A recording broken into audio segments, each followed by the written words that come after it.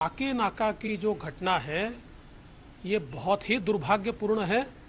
हम इसकी निंदा करते हैं और जिस प्रकार से ये घटना हुई है एक प्रकार से मानवता को कालिख पोतने वाली ये घटना है। दिल्ली की निर्भया की घटना को उसकी जो याद है उसको ताज़ा करने वाली इस प्रकार की ये घटना है।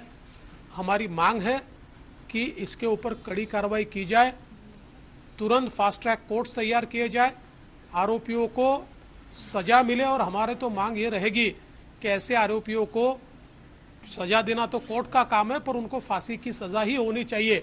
इस प्रकार की हमारी यहाँ पर मांग रहेगी। कुल मिलाकर अगर हम देखें तो पिछले एक महीने में महाराष्ट्र में बलात्कार, सामूहिक बलात्कार, इसकी घटनाएं बहुत ज़्यादा बढ़ रही है और ये बहुत चिंता की बात है। सरकार ने इसकी ओर ध्यान देना चाहिए, ऐसा हमारा मानना है। चीफ जस्टिस से मिलकर एक डेजिग्नेटेड कोर्ट बनाने की भी आपने बात की इस मामले। देखिए, मुझे ऐसा लगता है कि ऐसे मामले में स्वयं हमारे चीफ मिनिस्टर साहब ने chief justice of Bombay high court इनसे बातचीत करके इसके लिए special designated fast track court तैयार करके बहुत कम समय में इस ट्रायल को कंप्लीट करना चाहिए। सरकार फास्ट ट्रैक पर यह मामला ले जाए, ये भी प्रयास रहेगा ताकि सजा मिलने के बाद लोगों को डर पैदा हो। ये निश्चित रूप से इस दिशा में सरकार कदम उठाएगी। हमने देखा कि किस प्रकार से महाराष्ट्र में लॉ एंड ऑर्डर की परिस्थिति बद से बदतर होती हुई नजर आ रही है।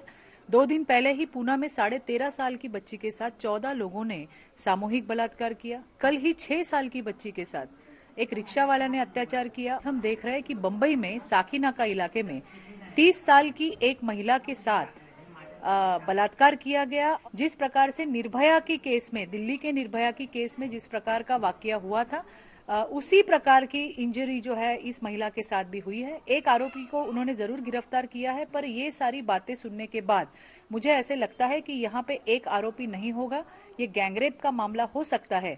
इसलिए पुलिस ने और छानबीन करने की जरूरत है।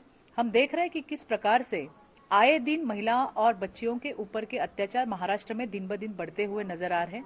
सरकार का डर, कानून का खौफ, पुलिस का डर कहीं पे भी नजर नहीं आ रहा है। इनाका परिसर में जिस महिला के साथ बलात्कार किया गया, जिस तरीके से किया गया, ये राक्षसी प्रवृत्ति है। अभी वो महिला का मृत्यु हुआ है, ये बहुत अफसोस की बात है, ये संतापजनक है। लेकिन अभी महाराष्ट्र में जो शक्ति कानून लाने वाले थे वो क्यों नहीं आया? क्यों आगे नहीं आई सरकार बनाने के लिए? उसका इम्प्लीमेंटेशन क्यों नहीं किया? अगर आज शक्ति कानून होता तो आज इस महिला की डेथ नहीं होती। और बहुत सारे जो बलात्कार की घटनाएं हैं वो महाराष्ट्र में बढ़ रही है। क्वारंटाइन सेंटर में भी बलात्कार हुए, लेकिन सरकार में 3 गृह मंत्री होकर भी कुछ नहीं कर रहे। महाराष्ट्र में इसी प्रकार की घटना बड़ी पैमाने पे हो रही है। महिलाओं के ऊपर अत्याचार हो रहा है, बलात्कार करके मारा जाता है, कहाँ ढकेल दिया जाता है। पिंपरी चिंचवड में हुआ, पुणे में तो गत कई महीनों में ढेर सारी घटना हुई। लेकिन सरकार का पुलिस के माध्यम से जो दबाव निर्माण करने की आवश्यकता है, कानून का जो भय होने की आवश्यकता है, वो दुर्भाग्य से नहीं दिख रहा है।